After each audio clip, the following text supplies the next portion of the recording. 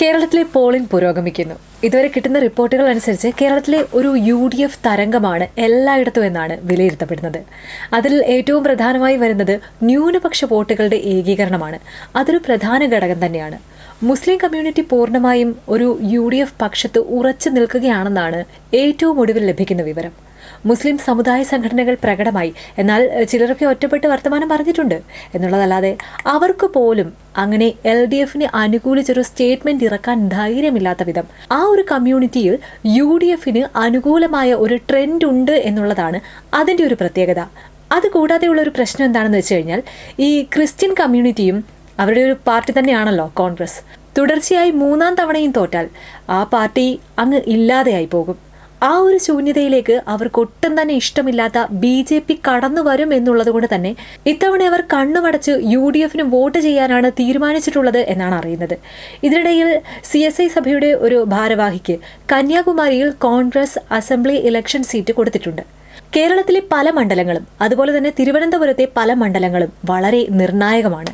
അതും UDFന് അനുകൂലമായി വരും എന്നുള്ളത് തന്നെയാണ് പ്രതീക്ഷിക്കുന്നത്. ഇടതുപക്ഷ മുന്നണി പ്രതീക്ഷിക്കുന്നത് വികസനം മുന്നിൽ വെച്ചുള്ള ഒരു ഭരണ തുടർച്ചയാണ്. കേരളത്തിൽ എല്ലാവർക്കും അറിയാവുന്നത് പോലെ തന്നെ ഒരു വശത്ത് വികസനവും മറുവശത്ത് 10 വർഷത്തെ ഒരു മടുപ്പും പരിഗണിച്ചാൽ നല്ലൊരു ശതമാനം ആളുകളോട് സംസാരിക്കുമ്പോൾ ഈ ഭരണം മാറണം എന്ന് തന്നെയാണ് എല്ലാവരും പറയുന്നത്. ഒരു പുതുമ അല്ലെങ്കിൽ പുതിയവർ വരട്ടെ എന്ന് പറയുന്ന ആ ഒരു കാഴ്ചപ്പാട് അവിടെയുണ്ട്.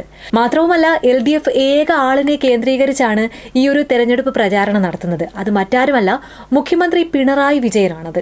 അതുകൊണ്ട് തന്നെ അദ്ദേഹത്തിന് കിട്ടുന്ന പിന്തുണ പോലെ തന്നെ അദ്ദേഹത്തിന് വരുന്ന എതിർപ്പും ഈ പാർട്ടിക്കും മുന്നണിക്കും കടുത്ത എതിർപ്പാണ് ഉണ്ടാക്കുന്നത്.